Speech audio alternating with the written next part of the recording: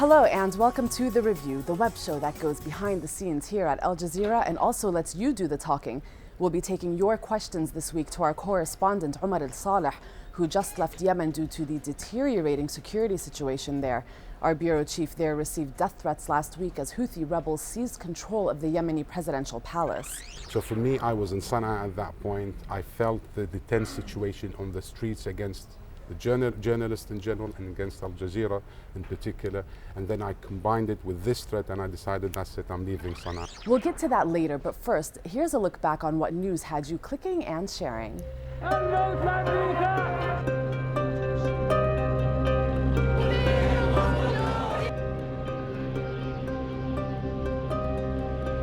Dignitaries from all over the Middle East and beyond arrived to pay their respects to a leader seen by many as a reformer. Prince Salman bin Abdulaziz is the next king of Saudi Arabia. Ukrainian military says pro-Russian rebels launched ground rocket attacks on the port city of Mariupol, and the attacks come just days after the Ukrainian military withdrew from Donetsk airport after more than 8 months of fighting. Houthi fighters open fire and the crowd scatters. These people are anti-Houthi protesters in Al-Hudaydah. The Red Sea town has been under control of the rebel group since October. 4 years after the uprising that deposed President Hosni Mubarak, his two sons Gamal and Ala are now free men. We are now in the Corinthia Hotel, where special forces have seized the armed group that infiltrated the main gate of the hotel using a car bomb. With Kurdish forces now in control, it's hoped life will return to the streets of Kobani. Kobani is fully liberated today. We're extremely happy and celebrating here. This is moments after an anti-tank missile hit an Israeli military vehicle. The armed group Hezbollah, which is based in Lebanon, has claimed responsibility for the attack.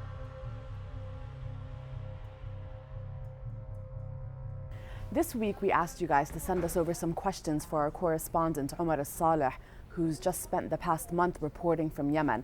Omar joins us now live to answer some of your questions. Omar, thank you so much for joining us. So Omar, there was a dramatic turn of events in Yemen. What made you finally decide it was time to leave?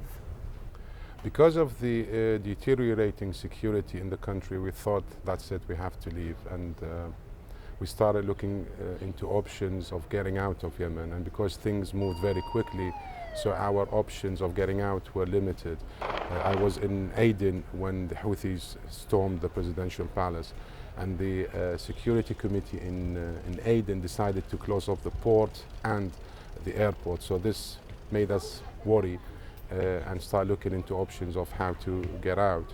We even looked into hiring a boat into Djibouti. We spoke with several NGOs, including the United Nations, trying to be on board with them to evacuate. But at the end, the airport reopened and we took the first flight and we got out of Aden. So what was the deteriorating security situation that finally made you pull the trigger and say it's time to get out of here? What happened in Yemen? Two particular things that are related to us as journalists for Al Jazeera. The first was a death threat received by the bureau chief of our sister channel in Sana'a. He's got several death threats before, but this one was different, and What made it different? What was it that was different about it? He got a phone call from someone who claimed to be a member of Ansarullah. He spoke with authority and he told him, that's it, this is your last chance and we're coming to get you. And he thought, the bureau chief thought, that's it. And he felt it's this time the threat is much different and stronger. So for me, I was in Sana'a at that point. I felt the tense situation on the streets against the journalists in general and against Al Jazeera in particular. And then I combined it with this threat and I decided, that's it, I'm leaving Sana'a. So I went to Aden. What happened in Aden is another level of threat. If you remember when the Houthis stormed the presidential palace, Al Jazeera obtained recordings for former president and the Houthis, and that proved their collaboration. They are in full cooperation against the government, toppling the government. So then the media who are loyal to the former president started a hate campaign against Al Jazeera, and they even said the Yemeni people should follow the Egypt people in pursuing Al Jazeera. So I thought that's it, it was time to get out. So did you feel that your life was in danger? Not particularly my life, but I thought there is a danger of some sort. It could be related to the general collapse, and we fear that will replicate what happened in Sana'a, will replicate in Aden. We also fear the Egypt scenario would be replicated in Yemen, and that was the and by the Egypt scenario, you mean our 3 colleagues who've been in jail for more than a year now? They will be in prison. There is no state. It's chaotic, so they can basically do whatever they want. Right. So a little bit earlier, we asked some viewers to give us some questions that they want you to answer. We got a question from @BeckyWorld01, and she asks, what strategies are the Yemeni government putting in place to stop the plight of its citizens? I don't think there is one. I think at this time, the Yemeni government is trying to survive. They've already resigned, the president resigned, so there is no government in place, and the state is collapsing. I think as a long-term strategy, they could be looking into improving the services, the economy, creating jobs for their people. But at the short term, I think they are worried and concentrating on surviving and perhaps building a government in the first place. Our second question is from @Hassan Al-Kendi, and he asks, can he, referring to you, tell us your own point of view about the possibility of Yemen being separated? Mm-hmm.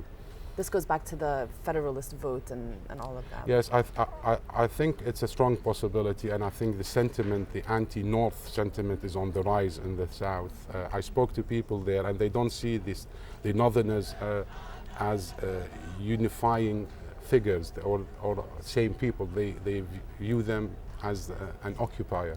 So I think the time will come. It could be sooner rather than later. I don't think it's now a question of if South will secede. I think it's now a question of when they will do so. Okay. Omar Al Saleh, just joining us back from Yemen. Thank you so much for your time. Pleasure. Thanks for all the questions and comments that you guys have sent in for Omar. If you have anything else you'd like to share with us, you can find us on Facebook below or tweet us at @AJReVIEW. On the program side of the channel this week, one show stirring things up a bit was Talk to Al Jazeera's interview with Senegalese-American music artist Akon. Some viewers took issue with the headline of the show, which quotes Akon directly, quote, "America was never built for black people." On Twitter, Pakirk53 wrote, "Notice how the headline is a deliberate distortion of his true message." Instagram user Inspire agreed. Media took a section of his interview and blew it out of proportion or made it inflammatory. Here's a clip from the part of the interview they're referring to. When you see protests in St. Louis, in Missouri, where you lived for a long time, when you see people taking to the streets in Atlanta and New York to denounce police brutality against young African American men, do you think the system really is for these people? Well, the system was never for them. So what made you say this? Because when I said that, I was talking about the environment and where they live and the rights that they actually have and the blessing that they do, have actual access to. But you say now that the system is against them. When you talk about now let's get to the system. Yes, through the system. I was system. talking about way of life. Right. Now, as far as the system in America was never built for black people. And this is my personal opinion. I'm speaking for myself. I don't believe it was never built for black people because that system has never been changed. Those documents has never been altered. These things were made back in the 1800s, and these are the same exact literature that's down today. So mind you, at the time it was made, black people was never in a position where they were, looked at as equal. You may have spotted a new look over at AlJazeera.com. Yep, we have just relaunched our main website. So take a quick tour around. You can find us under the Programs tab under News, Magazines, Shows. We've already had comments on the new look. Here's one from Jesse Gilbert on Google+.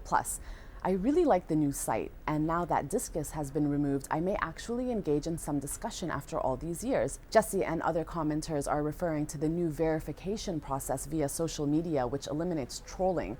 Now, that's when someone is deliberately trying to disrupt normal on-topic discussion. So it's good news for us, because it'll make it easier for you to get your views to us about our news coverage and programs. So keep those comments coming, and we will see you next week.